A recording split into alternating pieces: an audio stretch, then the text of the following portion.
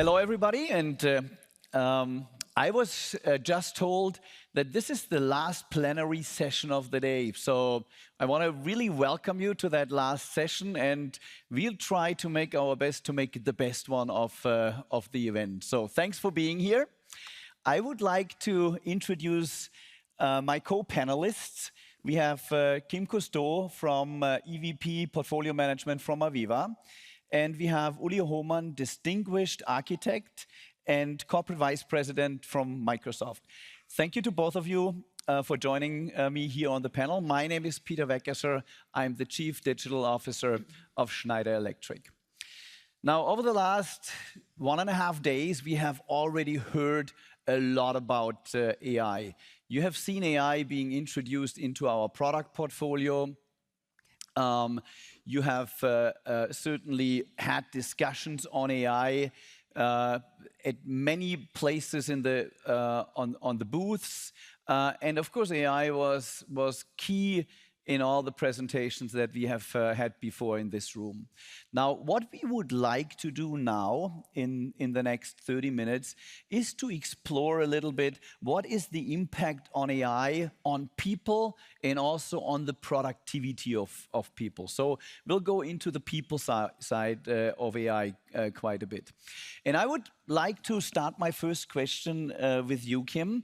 And that first question is really, how do you see AI enhancing the productivity of our workforce? And what examples can you give from Aviva already on this? Okay, thank you for the question. Maybe I just want to pause for a moment just to kind of harken back to this morning and to yesterday. Because I think there's a really important point from this morning where we talked about the human being at the center of what we do with AI. And yesterday, my favorite phrase that will stay with me actually is the digital intelligence as an industrial advisor.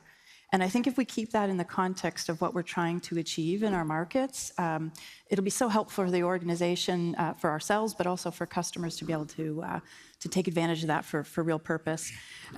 So when the human is at the center, you have to have a use case. And so when we're thinking about how we empower all of the different personas and roles within the organizations, there's maybe two ways to think of this, right? One is, how do we automate some of the repetitive tasks, some of the mundane things that we still have to do, but how do we automate that with AI so that that person can be thinking more strategically? And the second, you saw this morning in the presentation when Rob was explaining the industrial AI assistant. So how do you engage with AI? So how do you have a conversation and learn? And this is where I think it's going to be super helpful for people who are new to the workforce, and give them all of the expertise that is hidden and sometimes locked in the systems that you have with the data that you already have. So we're really democratizing that and bringing it to the forefront, and then leveraging that to make it people more productive. Maybe just one last point that's in my mind. And this is, I think, an important one. When you have to make a decision off of one piece of data, you can. And that's a good decision that you make. But when you have two pieces of data and you put them into context, typically that decision is better, right? Because now you've got some context. But today, with there being so much data, individuals, they can't see patterns. And they need technology to help them see those patterns. And I think that's another productivity tool that AI will bring. Thank you, Kim.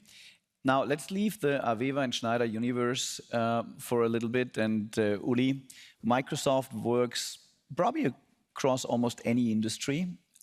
So your perspective might be a bit broader than ours. Of course, you deliver a lot of AI capabilities. Now, from your perspective, where is AI already today empowering employees to be more productive?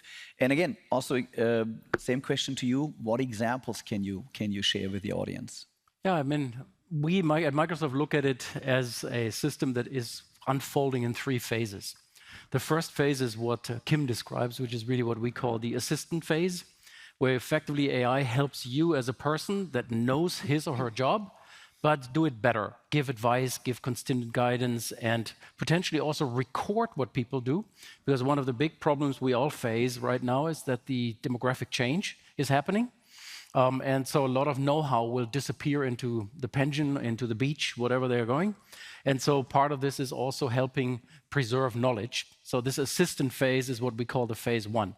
Great examples are actually in the Schneider universe.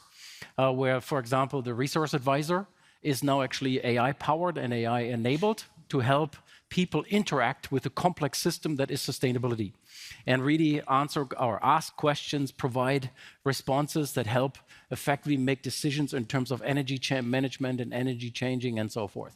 And we see this everywhere. Microsoft is a great example because obviously we eat our own dog food, as we say. Some people drink their own champagne. So one of the things we've done is in our support organization, we have introduced AI in 2 phases.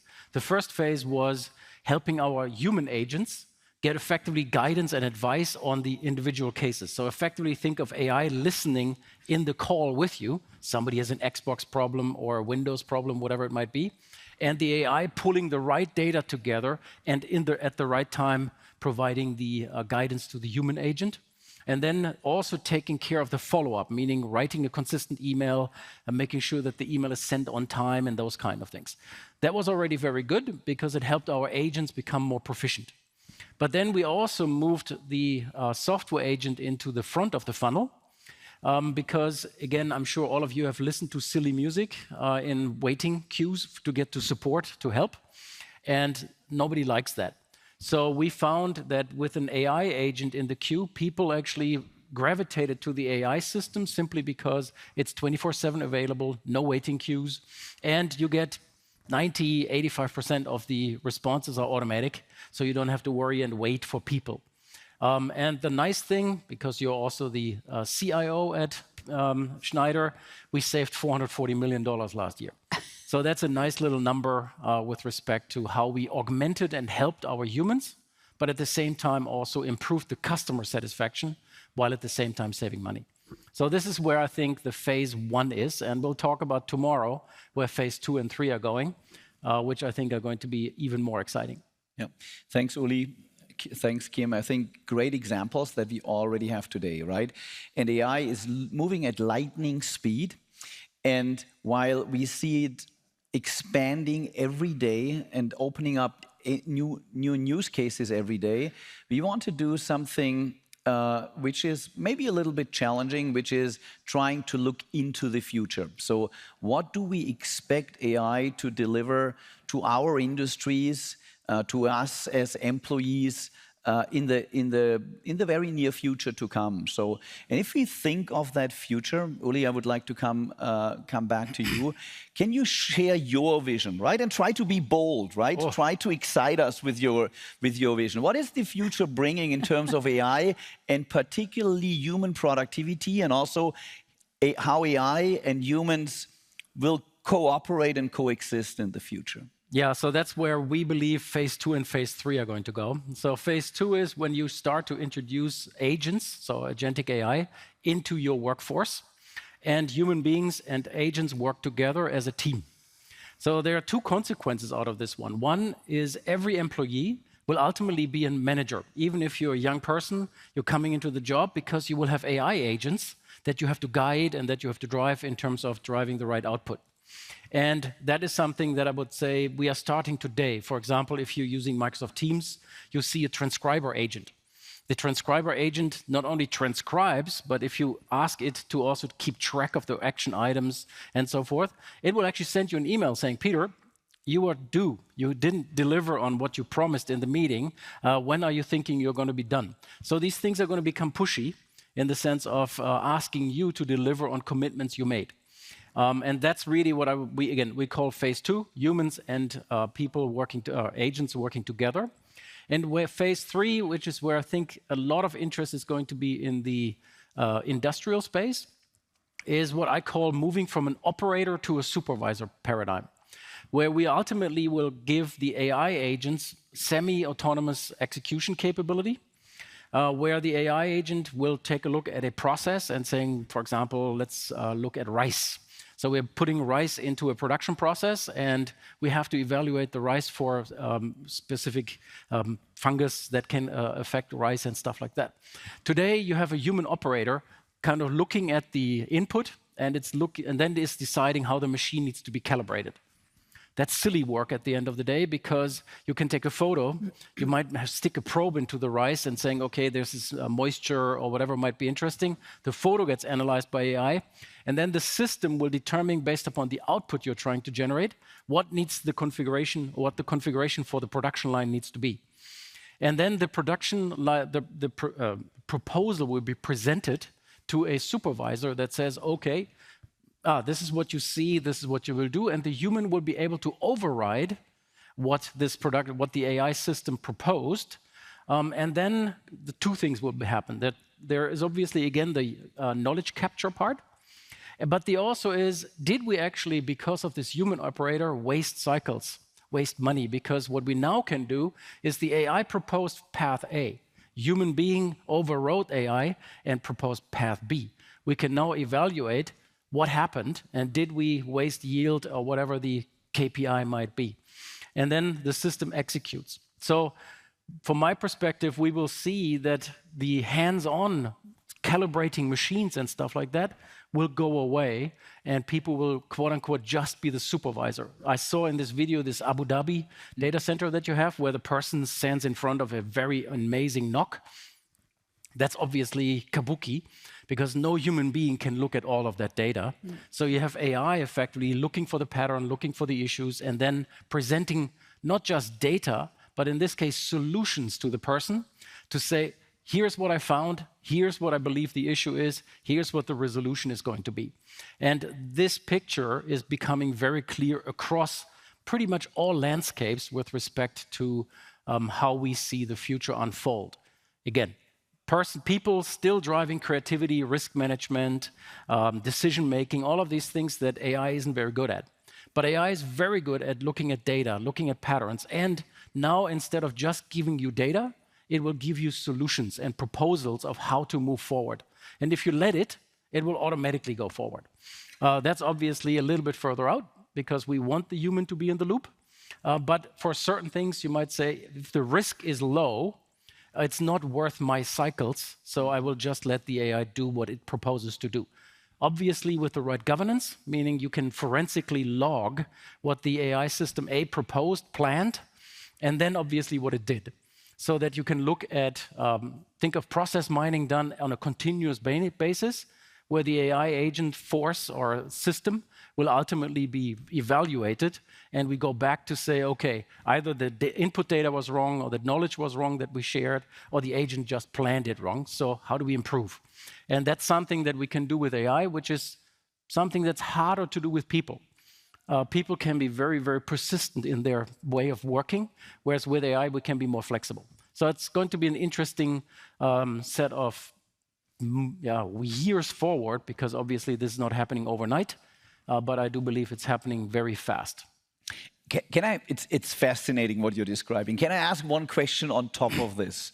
So many of us here in the room are managers, right? Do we have to expect that we have to manage hybrid workforces in the future, right? There, where we have people and we have agents. And are we going to have performance reviews with agents in the future? So again, Peter, you and I talked about this yesterday. Our friends from Moderna actually have composed and combined the HR department and the IT department into a single one, because they are now saying that we have human resources and we have AI resources that need to be managed as resources, which to a degree means performance reviews. Obviously, you don't sitting an AI agent down and talk to it as a performance, but you're looking at the data, you're looking at the logs, you're looking at the proposals that it made and the output that it had.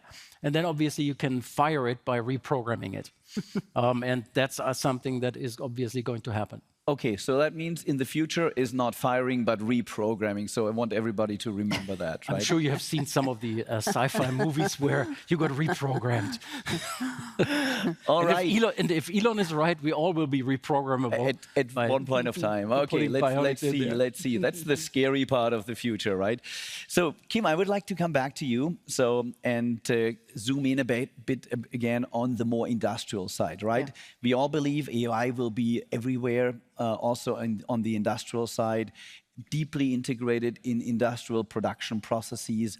How do you see how AI will be empowering people, and how is the coexistence of AI and people more on the industrial side from your perspective? And again, give us the look into the future. Yeah. So maybe just one quick example from this conversation, because when we typically think of real-time data, and we think about that kind of data that we're using AI for.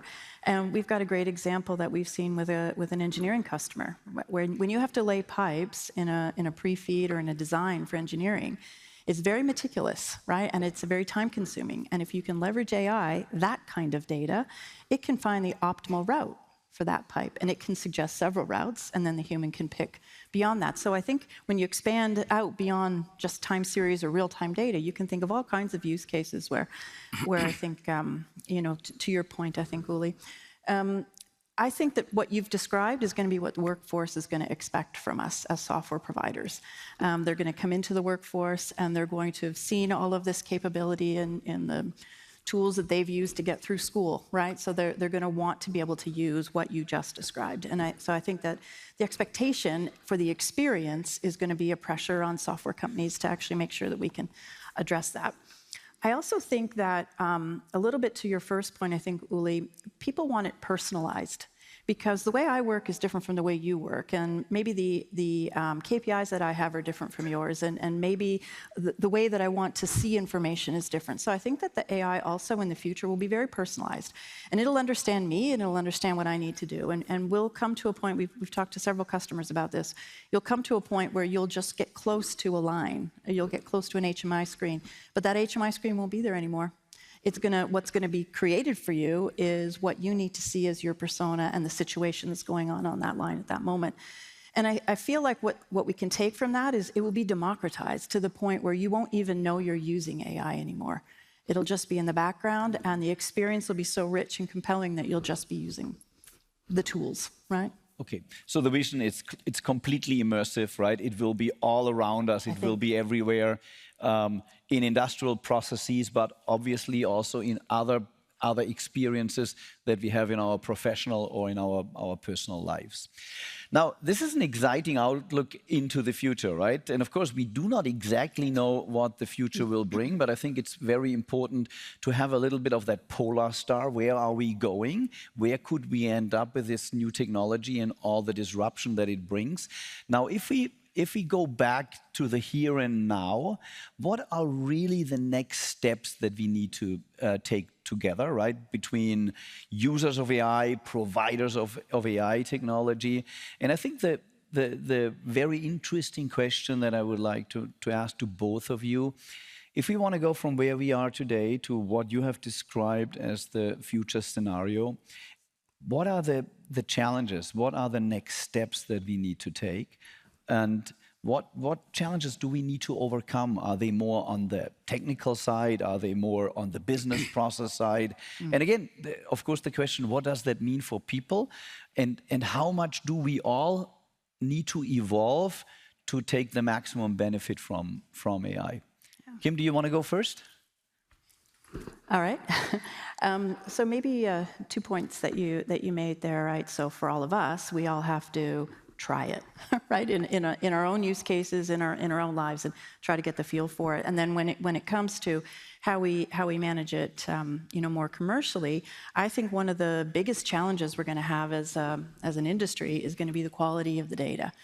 To me, the data could be the foundation, right, of how the AI will work, and is the data shaped properly? Is it high quality? Is it in context already? That's a huge, I think, opportunity for the industry, at large, because that's help that customers need to be able to get that data right. And once that data is right, there's so much that can be done beyond that. So I think the data quality, and then, of course, the trust. You have to trust the data. So there was a very few words that Rob said this morning. It was a very small sentence, but it was so important. So when you're using a Copilot or our industrial AI assistant, there's a citation. It's just a little icon that we can just show you where we got that data to explain to you how we came to that conclusion from an AI perspective, so that you begin to understand it and you begin to trust it. And then I think when you begin to trust it, you'll start to use it more. This all has to be balanced, I think, with the safety and the security of using AI going forward. And I think that's going to be a challenge.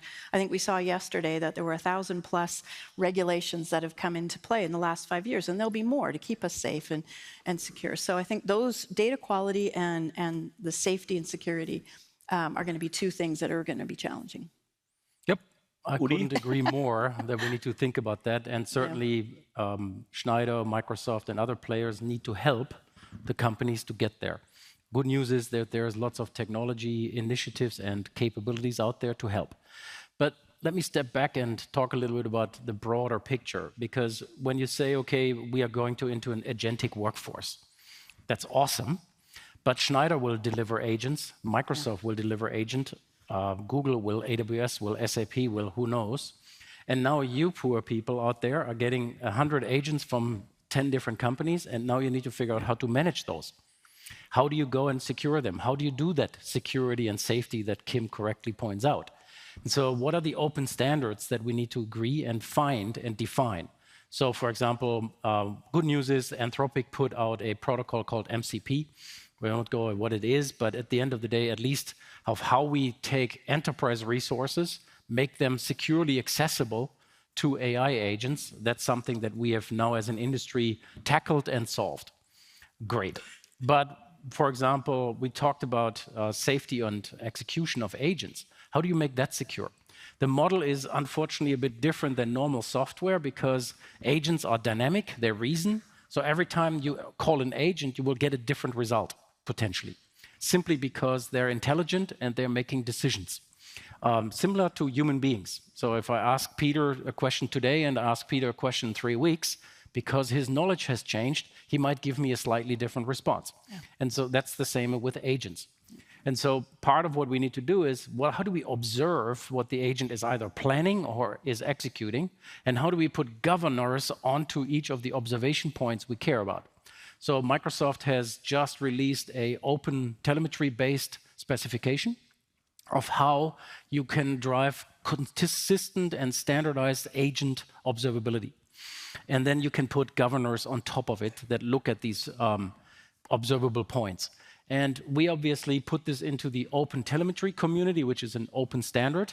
And we would love for the industry to start to say, yes, we need one of those. And if it's ours or if it's a slightly different one, doesn't really matter that much. It's much more about, let's get agreement that we need to agree on observable data so that you as an enterprise customer can buy agents consistently and still have a manageability capability.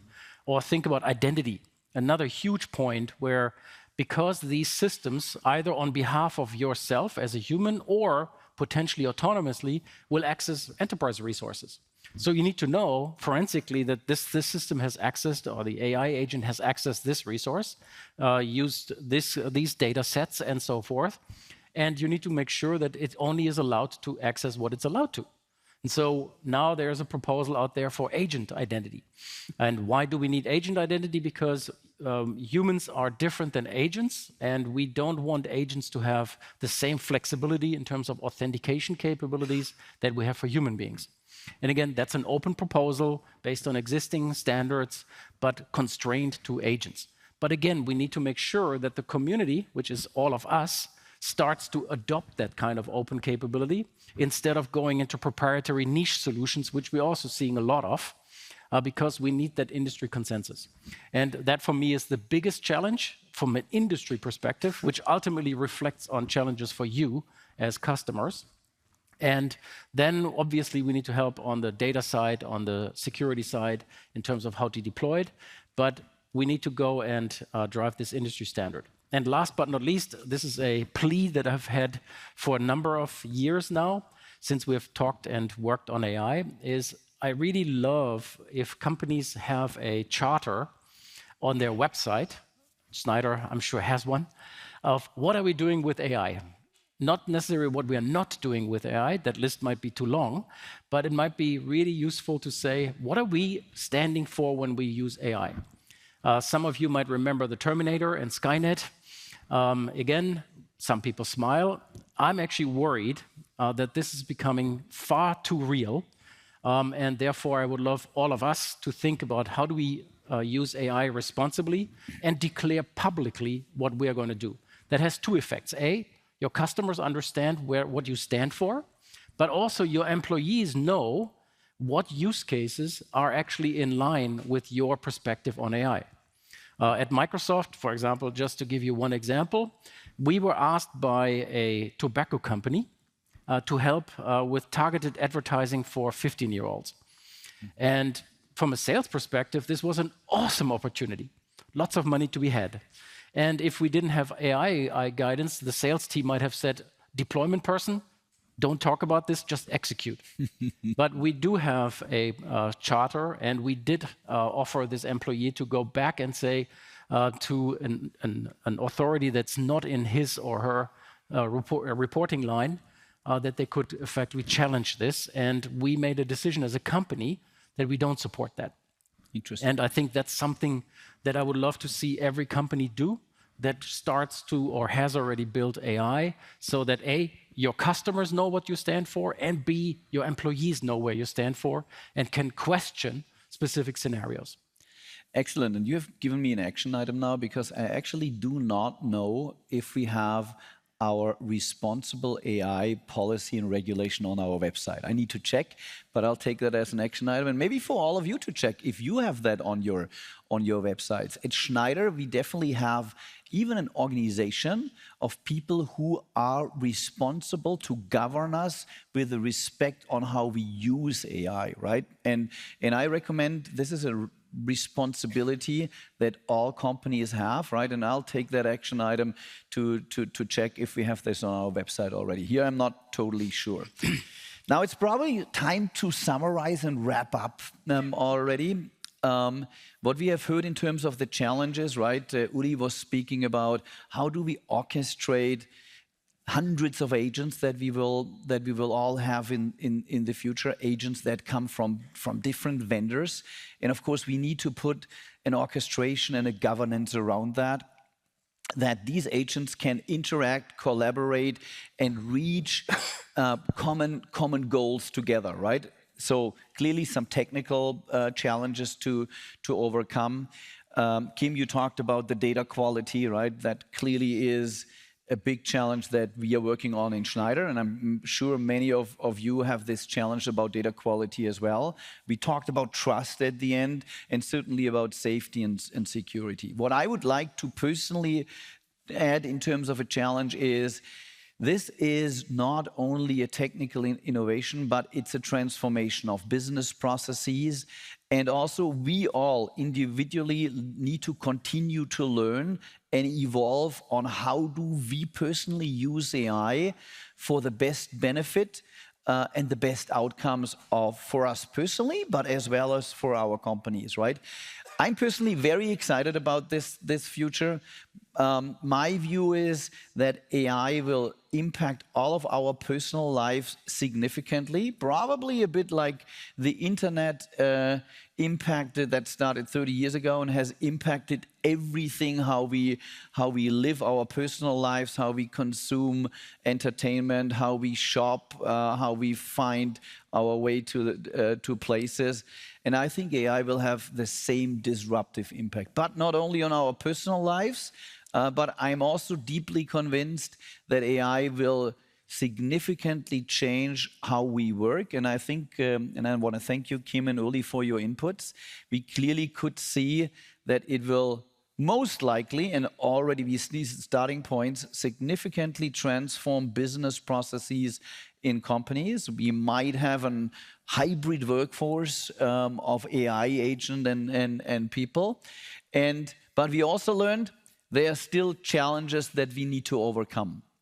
With this, I would like to wrap up this session with this outlook into the future on what AI could bring.